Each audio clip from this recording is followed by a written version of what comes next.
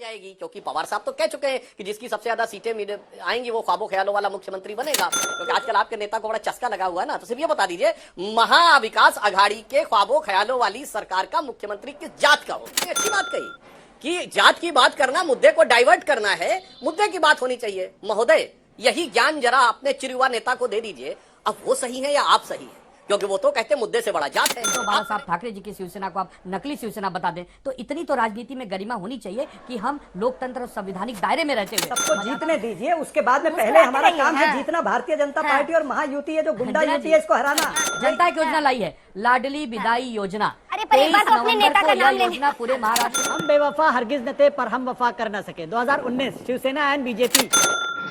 जय श्री राम दोस्तों, हरियाणा में चुनाव खत्म होने के बाद अब महाराष्ट्र में चुनाव के ऐलान के साथ घमासान शुरू हो चुका है। एक तरफ तो बीजेपी अपने गठबंधन के साथ मैदान में उतरने को तैयार है, तो दूसरी तरफ राज ठाकरे भी अपने गठबंधन के साथ लड़ाई को तैयार हैं। पर मुख्यमंत्री किस पार्टी का होगा, इस पे दोनों ही पक्षों में घमासान है। इसी पे जोरदार डिबेट।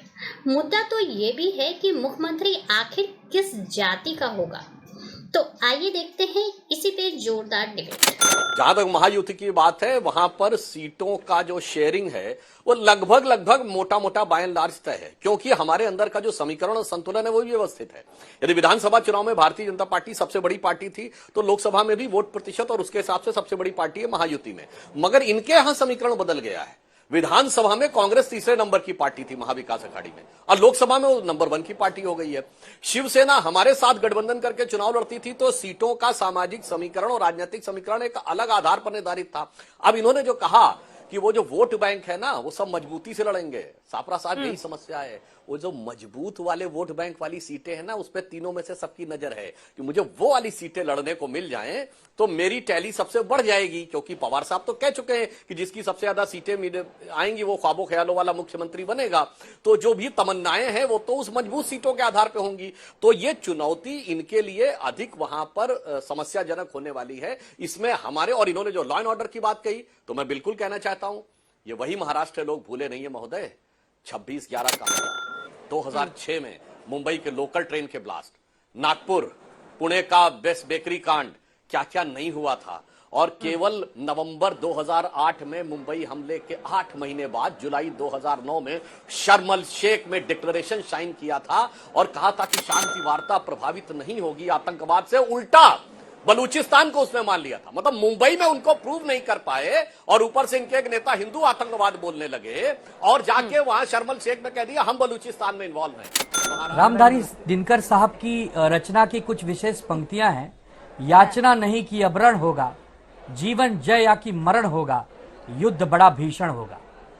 तो जब युद्ध भीषण होगा तो चेतावनी भी भीषण ही होगी। कहीं ऐसा न हो जाए कि शरद पवार साहब की पार्टी को आप नकली पार्टी बता दें, उद्धव बाला साहब ठाकरे जी की शिवसेना को आप नकली शिवसेना बता दें। तो इतनी तो राजनीति में गरिमा होनी चाहिए कि हम लोकतंत्र और संवैधानिक दायरे में रहते हुए, मर्यादा में रहते हुए अपने विशेष अधिकारियों से भी निवेदन कर सकें।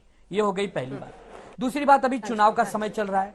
20 नवंबर को मतदान है और 23 नवंबर को नतीजे हैं। 23 नवंबर को जनता बन जाएगी सिकंदर, और जनता जब सिकंदर बन जाएगी अंजना जी, तो सबको अच्छी तरह पता है कि उस सिकंदर का बेताज बादशाह अगर कोई है तो वो है महाविकास आघाड़ी। क्योंकि महाविकास आघाड़ी के नेतृत्व को लोगों ने 2019 से 2022 के बीच में देखा है, और लोगों ने महाझूठी सरकार को भी देखा है जो केवल जुमलेबाजी करती है, योजनाओं की बरसात करती है। वो भी कब, जब चुनाव के दहलीज में आ जाते हैं तब। 2 वर्ष इनके पास थे, कोई योजना याद नहीं आई, कोई लाडली बहन नहीं याद आई, कोई लाडला भाई नहीं याद आया, कोई दिवाली के गिफ्ट याद नहीं आए, कोई टोल फ्री याद नहीं आया। सब कुछ चुनाव के 10 दिन 5 दिन के अंदर इन्होंने किया है। तो जनता भी एक योजना लाई है अंजना जी, जनता एक योजना लाई है, लाडली विदाई योजना। अरे पर एक बार तो अपने नेता का नाम ले योजना पूरे महाराष्ट्र में। पर एक बार तो अपने नेता का भी नाम लीजिए। 23 नवंबर को उद्धव ठाकरे के नाम की गर्जना तो आप कर ही नहीं रहे, बस महाविकास से आगाड़ी कर रहे हैं। वही तो उद्धव बाला साहब ठाकरे जी के नेतृत्व में लड़ेगी। उद्धव बाला साहब जी। अरे आनंद जी, ये बताइए आपने अपने सहयोगियों को इसके लिए मना लिया है कि उद्धव जी को आगे करके चुनाव लड़े? उद्धव बाला साहब ठाकरे जी के नेतृत्व में महाविकास आघाड़ी ने अच्छा काम किया है, तो स्वाभाविक सी बात है आगे भी उन्हीं के नेतृत्व में अच्छा काम करने वाली है। हमारे यहाँ कोई मतभेद नहीं है। कोई सिर सापरा फुटबॉल साहब नहीं। से पूछेंगे। देखिए, ऐसा मैं आपको याद दिलाना चाहूंगा कि उद्धव ठाकरे साहब ने अब जो 2 दिन पहले महाविकास आघाड़ी की जो जॉइंट प्रेस कॉन्फ्रेंस थी, उसमें कुछ पत्रकारों ने यही सवाल पूछा था। तो उद्धव ठाकरे जी का ही उत्तर था कि पहले महायुति अपना मुख्यमंत्री का कैंडिडेट डिक्लेयर कर दे, पहले महायुति अपना चेहरा डिक्लेयर कर दे, फिर हम भी कर देंगे। भाई, उन्होंने खुद ही ये बात कही है, मुझे तो इसमें बहुत सारा स्पष्टीकरण देने की जरूरत नहीं है। हमारे अंदर लोकतंत्र जिंदा है। हमने पहले ही सबने कहा है कि सबको जीतने दीजिए, उसके बाद में पहले हमारा काम है जीतना भारतीय जनता पार्टी और महायुति है जो गुंडा युति है, इसको हराना। ये पहला काम है, इसको पहले हराएंगे तब ना हम कुछ कर पाएंगे।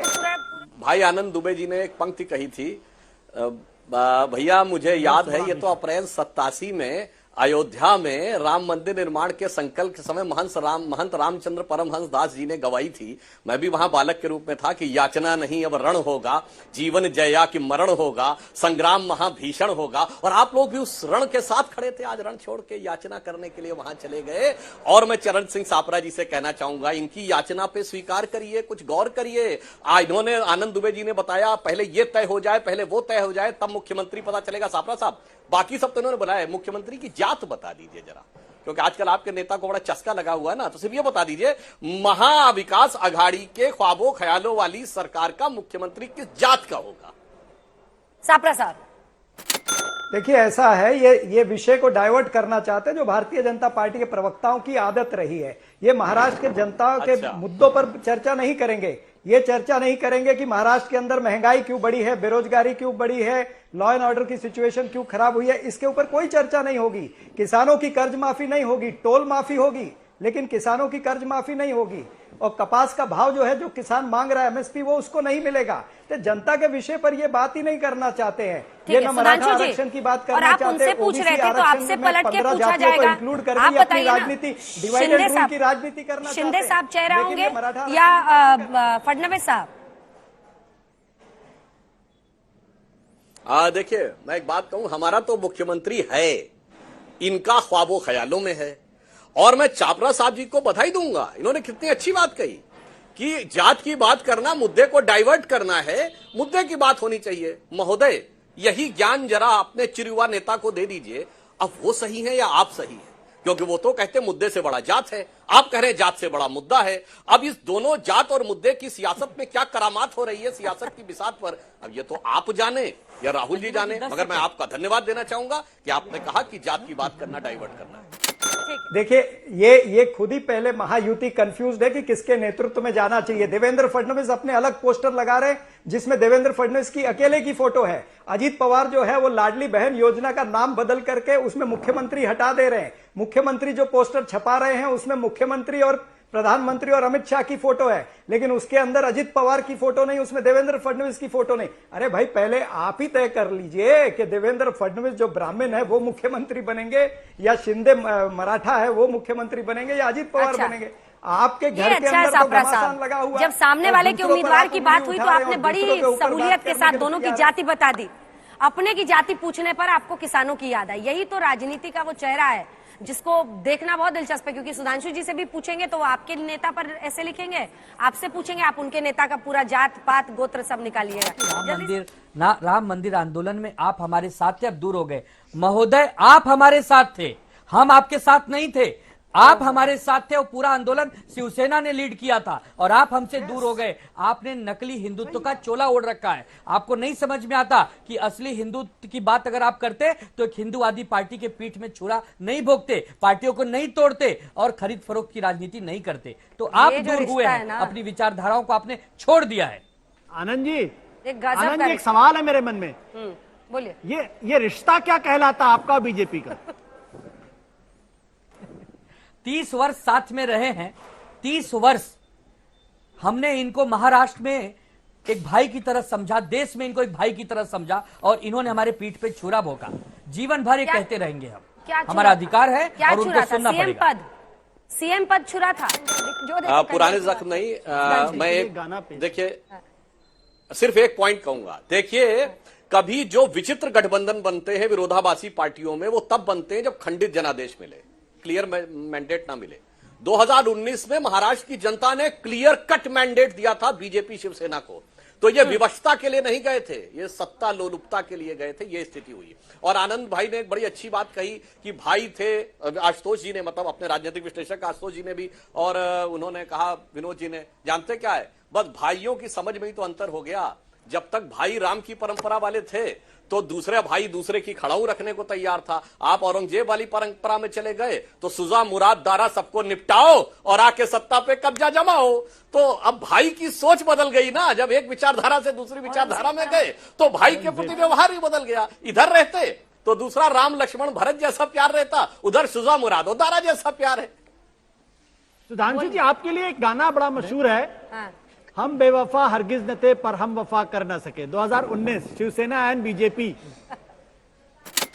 वैसे मैं एक बात बताऊं, अगर आज मैं दावे के साथ कहता हूं शिवसेना के जो मूल कार्यकर्ता हैं उनसे पूछ लिया जाए तो किसके साथ वफा और किसके साथ जफा, इसके ऊपर आशुतोष जी जानते हैं क्या चीज नजर आएगी? शिवसेना का हर शिव सैनिक दिल से कह रहा होगा कि शाम तक सुबह की नजरों से उतर जाते हैं शिवसेना के लिए, यानी उद्धव बाल ठाकरे वाली शिवसेना के लिए, शाम तक सुबह की नजरों से उतर जाते हैं, इस कदर समझौतों पे जीते हैं कि जमीर ही मर जाते हैं।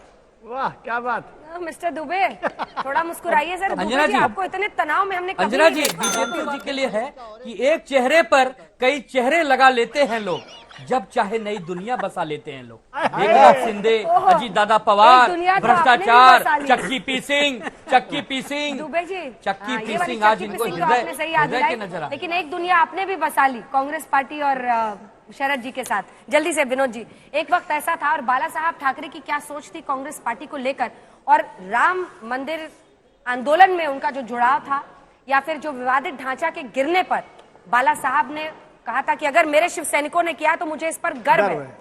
वहां से लेकर आप तक की शिवसेना को अगर हम देखते हैं, उद्धव ठाकरे इस डिबेट को लेकर आपकी क्या राय है हमें जरूर बताएं। हमारे साथ जुड़े रहने के लिए चैनल को लाइक एंड सब्सक्राइब करना ना भूलें। Thank you so much.